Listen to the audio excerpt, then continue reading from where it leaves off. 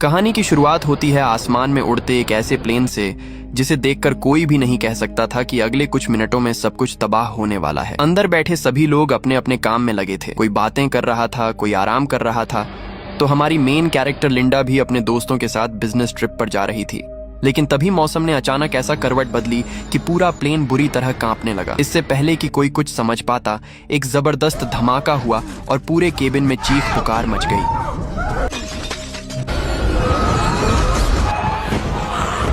जो लोग seat belt लगाए बिना खड़े थे वे जोरदार झटके से इधर उधर जा गिरे। तभी प्लेन का एक हिस्सा प्रेशर नहीं झेल पाया और फट गया। अगले ही पल तेज रफ्तार हवा ने कई लोगों को सीधे आसमान से बाहर खींच लिया। हर कोई अपनी जान बचाने में लगा था। इसी बीच कंपनी का मैनेजर घबराकर लिंडा के पैर से लिपट गया ताकि किसी तरह खुद को बचा सके। वहीं एक कर्मचारी मदद की उम्मीद लेकर अपने बॉस के पास पहुंचा, लेकिन बॉस ने अपनी जान बचाने के लिए उसे बेरहमी से बाहर धक्का दे दिया। मरते मरते उस आदमी ने मैनेजर का पैर पकड़ लिया और देखते ही देखते दोनों हवा में लापता हो गए। उधर लिंडा अभी इस खौफनाक मंजर से संभल भी नहीं पाई थी कि उसे महसूस हुआ प्लेन अब पूरी तरह कंट्रोल से बाहर हो चुका है। चारों तरफ सिर्फ अंधेरा, चीखें और मौत का सन्नाटा था। कुछ ही सेकंड बाद प्लेन सीधे समुद्र की तरफ जा गिरा। किस्मत अच्छी थी कि टक्कर इतनी सीधी नहीं लगी, इसलिए प्लेन तुरंत नहीं फटा और लिंडा की सांसें अभी बाकी थीं। लेकिन खतरा टला नहीं था।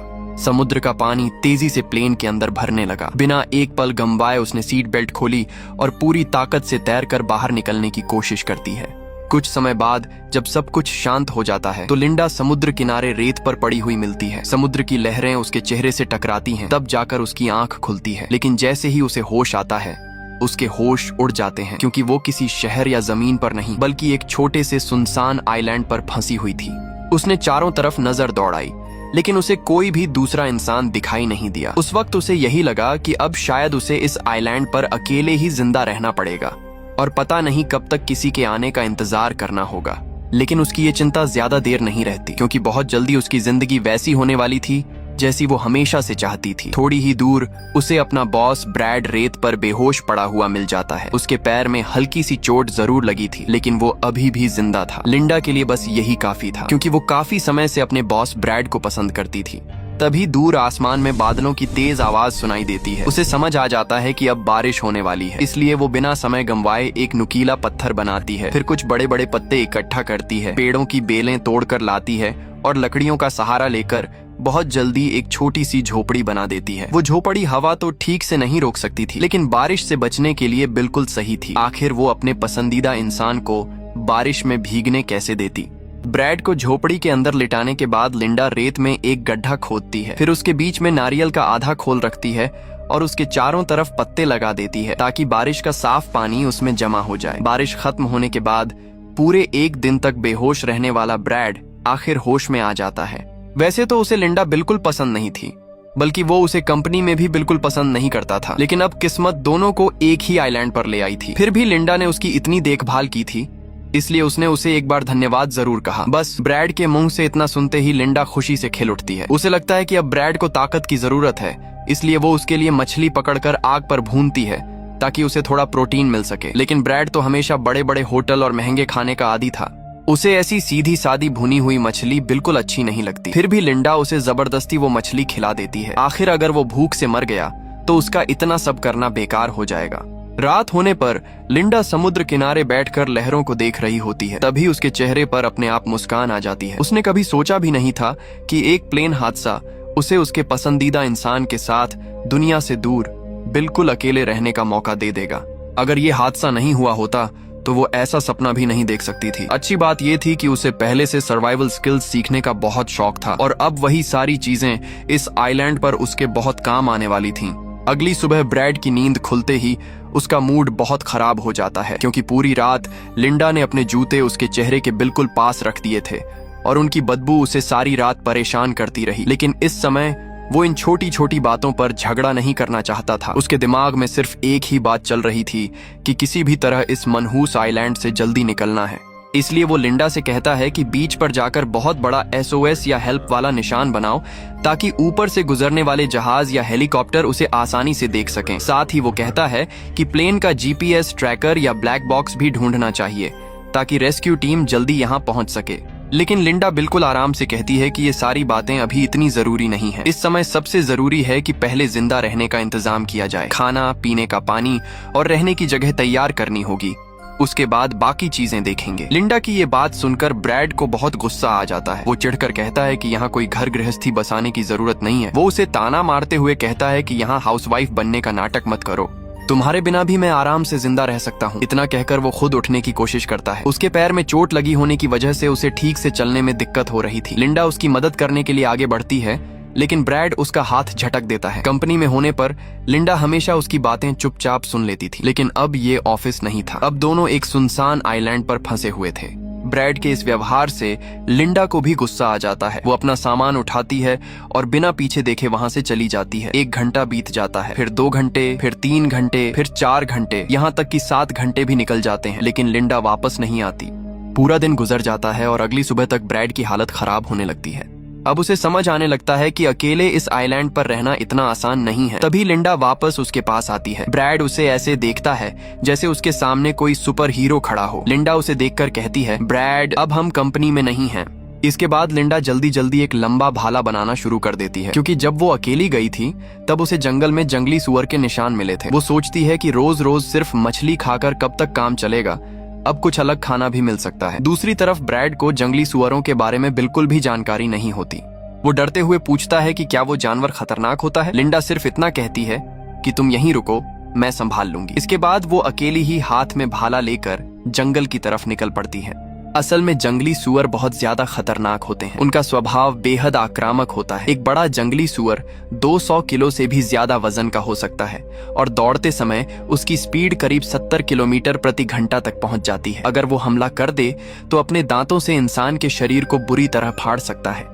खासकर जब उसके बच्चे आसपास हों या उसका प्रजनन का समय चल रहा हो, तब वो और भी ज्यादा खतरनाक हो जाता है। लेकिन खतरा चाहे जितना भी हो, अगर उसे पकड़ लिया जाए तो उसका मांस बहुत स्वादिष्ट होता है। इधर कई दिनों से बारिश नहीं हुई थी, इसलिए पीने का पानी भी खत्म होने लगा था। लिंडा पानी की तलाश में जंगल के अंदर जाती है। थोड़ी देर बाद उसे एक छोटा सा झरना मिल जाता है। साफ और ठंडा पानी देखकर वो वहीं नहाने भी लगती है, लेकिन नहाते नहाते अचानक उसकी नजर समुद्र की तरफ जाती है। वहां उसे एक नाव दिखाई देती है जो उनके आइलैंड के पास से गुजर रही थी। पहले तो वो जल्दी से उसकी तरफ भागती है ताकि मदद के लिए चिल्ला सके, लेकिन अगले ही पल वो रुक जाती है। उसके मन में एक अजीब सा ख्याल आता है, अगर उस नाव वालों ने उन्हें देख लिया तो वो और ब्रैड हमेशा के लिए अलग हो जाएंगे। उनका ये अकेला वाला साथ यहीं खत्म हो जाएगा। इसलिए वो जानबूझकर आवाज नहीं लगाती। किस्मत से नाव वाले भी उसे देख नहीं पाते और आगे निकल जाते हैं। धीरे धीरे इस आइलैंड पर कई दिन बीत जाते हैं। अब ब्रैड यहाँ की जिंदगी से पूरी तरह तंग आ चुका था। एक दिन वो लिंडा से कहता है कि हमें लकड़ियों का एक बड़ा बेड़ा बनाना चाहिए और समुद्र पार करके किसी तरह घर लौटने की कोशिश करनी चाहिए। लेकिन लिंडा हर बार कोई न कोई बहाना बनाकर उसकी बात टाल देती है। उसकी हर बात का मतलब सिर्फ यही होता था कि उसे इस आइलैंड से जाने की कोई जल्दी नहीं है। वो यहीं ब्रैड के साथ रहकर अपनी जिंदगी बिताना चाहती थी। इसी बात को लेकर दोनों के बीच जोरदार बहस हो जाती है। आखिरकार दोनों फैसला करते हैं कि अब वो अलग अलग रहेंगे और अपना अपना इंतजाम खुद करेंगे। लेकिन ब्रैड ने अपनी पूरी जिंदगी में कभी ऐसा कोई काम नहीं किया था। वो हमेशा आराम की जिंदगी जीता आया था। उसे एक छोटी सी झोपड़ी तक बनानी नहीं आती थी। लकड़ियां रगड़कर आग जलाना भी उसके बस की बात नहीं थी। यहाँ तक कि बारिश का पानी जमा करना भी उसके लिए मुश्किल हो गया। जब तक वो बर्तन ठीक से रखता तब तक बारिश बंद हो चुकी होती। आखिर में उसके पास सिर्फ एक ही काम बचा। वो बीच पर एक बड़ा सा मदद का निशान बनाकर बैठ गया और सोचने लगा कि जब किस्मत होगी तब कोई आकर उसे बचा ही लेगा। दूसरी तरफ लिंडा की जिंदगी बिल्कुल अलग चल रही थी। वो हर रोज मछलियां पकड़कर लाती और जानबूझकर ब्रैड के सामने से गुजरती ताकि उसे दिखा सके कि वो कितनी आसानी से सब कुछ कर सकती है। बेचारा ब्रैड सिर्फ उसे देखता रह जाता। उसकी हालत इतनी खराब हो गई थी कि एक दिन जब उसने एक छोटा सा कीड़ा देखा तो उसे देखकर भी उसके मुंह में पानी आ गया। उधर लिंडा के पास खाने के लिए जंगली फल थे, पीने के लिए ठंडा झरने का पानी था और ताजी मछलियां भी थीं। उसे देखकर तो ऐसा लगता था जैसे वो किसी सुनसान आइलैंड पर फंसी नहीं बल्कि छुट्टियां मनाने आई हों। आखिरकार ब्रैड को अपनी गलती का एहसास होने लगा। वो खुद चलकर लिंडा के पास आता है और उससे माफी मांगता है। वो मान लेता है कि यहाँ आकर उसे समझ में आ गया है कि ये ऑफिस नहीं है जहाँ वो अपनी बॉस वाली अकड़ दिखा सके। इस आइलैंड पर अगर उसे जिंदा रहना है तो उसे लिंडा की मदद की जरूरत पड़ेगी। वो वादा करता है कि अब वो ठीक से काम करेगा, सर्वाइवल स्किल्स सीखेगा और जितना हो सकेगा लिंडा का हाथ बंटाएगा। वो उससे कहता है कि पहले की तरह उसे फिर से अपने साथ रख ले। लिंडा उसकी बात मान जाती है। इसके बाद वो ब्रैड को पूरे आइलैंड की जगह जगह घुमाकर वहां का इलाका समझाने लगती है। वो उसे जंगल के रास्ते, पानी के सोर्स और दूसरी जरूरी जगहें दिखाती है। फिर वो उसे एक बहुत ऊंची और खतरनाक चट्टान के पास लेकर जाती है। वहां से नीचे गिरने का मतलब सीधा मौत था। लिंडा उसे चेतावनी देती है कि आगे एक बहुत बड़ा एक्स आकार का पत्थर है, उस तरफ कभी मत जाना। वहां कांटेदार झाड़ियां हैं, जहरीली बेलें हैं और कई खतरनाक कीड़े भी रहते हैं। अगर गलती से वहां चले गए तो जान भी जा सकती है। रास्ते में चलते हुए वो ब्रैड को ये भी सिखाती है कि कौन से फल और पौधे खाने लायक होते हैं और कौन से जहरीले। वो कहती है कि अगर किसी पौधे का रस हाथ पर लगाने से त्वचा पर जलन या कोई रिएक्शन हो जाए तो उसे कभी मत खाना। इसी तरह दोनों वापस लौट रहे होते हैं कि तभी अचानक रास्ते में कुछ ऐसा होता है कि लिंडा की जान पर बन आती है। लेकिन इस वक्त ब्रैड उससे भी ज्यादा घबरा जाता है, क्योंकि उसे अभी तक सर्वाइवल की सारी चीजें सीखनी बाकी थीं। अगर इस समय लिंडा को कुछ हो गया तो वो भी इस आइलैंड पर ज्यादा दिन जिंदा नहीं रह पाएगा। कुछ समय बाद दोनों फैसला करते हैं कि अब बीच के पास बनी झोपड़ी छोड़कर जंगल के अंदर एक ज्यादा सुरक्षित जगह पर रहेंगे। वहां पहुंचकर दोनों मिलकर अपनी नई झोपड़ी को पहले से कहीं ज्यादा मजबूत बनाते हैं। झोपड़ी अभी भी बहुत साधारण थी, लेकिन अब पहले से ज्यादा सुरक्षित हो चुकी थी। इसी दौरान ब्रैड भी धीरे धीरे कई सर्वाइवल स्किल्स सीख लेता है। एक रात ब्रैड लिंडा को समुद्र किनारे बुलाता है। वो कहता है कि इन दिनों लिंडा ने उसे जो कुछ भी सिखाया है उसके लिए वो उसका धन्यवाद करना चाहता है। उसने अपने हाथों से कुछ खाना भी बनाया था। लिंडा को लगा कि शायद आज की रात बहुत खास और रोमांटिक होने वाली है, लेकिन जैसे ही वो उस खाने का पहला निवाला खाती है उसे अचानक चक्कर आने लगते हैं। उसकी आंखों के सामने सब धुंधला होने लगता है और वो जमीन पर गिर पड़ती है। अब उसके शरीर में बिल्कुल भी ताकत नहीं बचती और वो हिल तक नहीं पाती।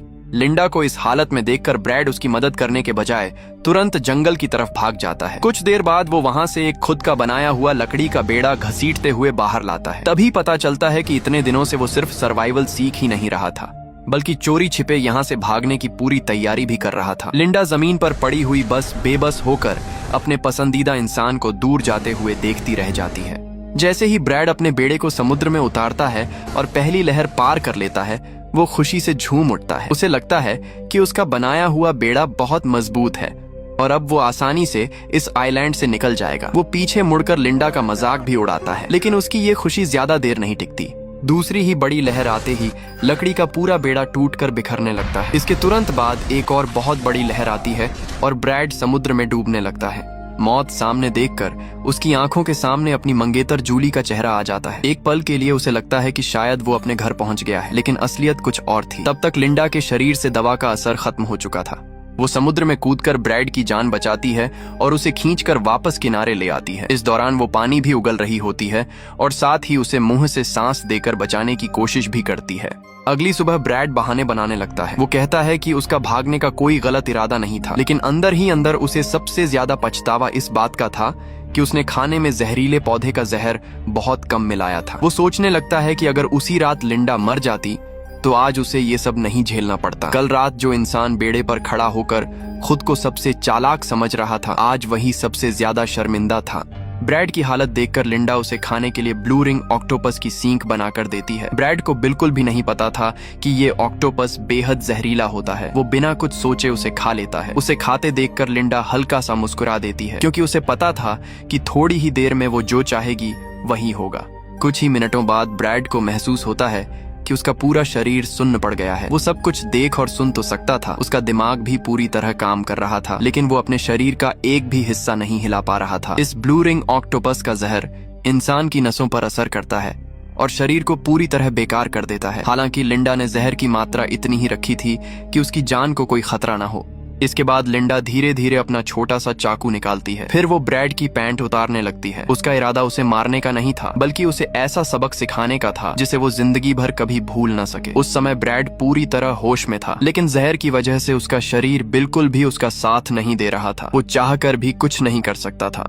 उस घटना के बाद ब्रैड इतना डर गया कि कई दिनों तक उसने लिंडा से ठीक से बात तक नहीं की। वो बस चुपचाप उसके कहे हुए सारे काम करता रहता, यहाँ तक कि जब भी उसकी नजर उस छोटे चाकू पर पड़ती उसे पिछली रात की बात याद आ जाती और वो डर से सहम जाता। एक दिन लिंडा हमेशा की तरह जंगल में फल तोड़ने गई हुई थी। तभी अचानक उसने देखा कि समुद्र की तरफ से एक नाव इस आइलैंड की तरफ आ रही है। इस बार नाव में बैठे लोगों ने उसे भी देख लिया था। अब वहां से भागने का कोई मौका नहीं बचा था। लिंडा तुरंत समझ गई कि अब शायद उसका और ब्रैड का ये अकेला वाला साथ खत्म होने वाला है। थोड़ी ही देर बाद नाव किनारे लगती है और उसमें से उतरने वाली लड़की कोई और नहीं बल्कि ब्रैड की मंगेतर जूली होती है। उसे देखकर लिंडा के चेहरे पर तो मुस्कान थी, लेकिन अंदर से वो बिल्कुल भी खुश नहीं थी। वो बिल्कुल नहीं चाहती थी कि ब्रैड यहाँ से जाए। जूली तो बेसब्री से ब्रैड से मिलने का इंतजार कर रही थी। मजबूरी में लिंडा उसे अपने साथ लेकर चल पड़ती है, लेकिन तभी नाव चलाने वाला आदमी भी कहता है कि वो भी उनके साथ जाएगा। रास्ते भर लिंडा के दिमाग में सिर्फ एक ही बात चल रही थी,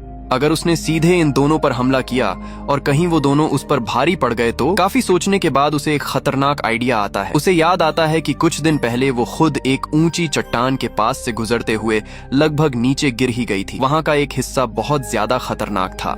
जब तीनों उस जगह पहुंचते हैं तो लिंडा अचानक रुककर अपने जूते के फीते बांधने का बहाना करती है और दोनों से कहती है कि तुम लोग आगे चलते रहो। जैसे ही जूली और नाव वाला आगे बढ़ते हैं, अचानक उनका संतुलन बिगड़ जाता है। जूली नीचे गिरने ही वाली थी कि नाव वाला तुरंत उसका हाथ पकड़ लेता है। ये देखकर लिंडा सोचती है कि अगर दोनों एक साथ नीचे गिर जाएं तो एक ही बार में दोनों का काम खत्म हो जाएगा। लेकिन उसकी योजना वैसी पूरी नहीं हो पाती जैसी उसने सोची थी। उधर ब्रैड को इस पूरी घटना के बारे में कुछ भी पता नहीं था। वो आइलैंड पर आराम से अपना काम कर रहा था।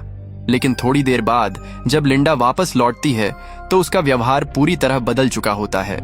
ब्रैड तुरंत महसूस कर लेता है कि आज कुछ तो गड़बड़ है। जो लिंडा हर समय हंसती रहती थी, इधर उधर दौड़ती रहती थी, वही आज चुपचाप समुद्र किनारे बैठी अजीब अजीब हरकतें कर रही थी। कभी बिना वजह रेत में कुछ बनाने लगती, कभी घंटों तक एक ही जगह बैठकर खोई रहती। उसे देखकर ऐसा लग रहा था जैसे उसका दिमाग कहीं और ही चला गया हो। ब्रैड सोचता है कि शायद उसका मूड ठीक नहीं है। वो उसे जंगल चलकर जंगली सुअर ढूंढने के लिए कहता है, लेकिन लिंडा बिना कुछ बोले वहीं लेटी रहती है। वो कहीं नहीं जाना चाहती। उसके चेहरे पर साफ दिख रहा था कि वो किसी बात को लेकर अंदर ही अंदर परेशान है और खुद को ही दोष दे रही है। इसी बीच ब्रैड की नजर पास में पड़े उसी छोटे चाकू पर जाती है। एक पल के लिए उसके मन में ख्याल आता है कि यही सही मौका है। अगर वो अभी पीछे से हमला कर दे तो शायद हमेशा के लिए आजाद हो सकता है। लेकिन अगले ही पल उसे पिछली रात का वो डरावना अनुभव याद आ जाता है।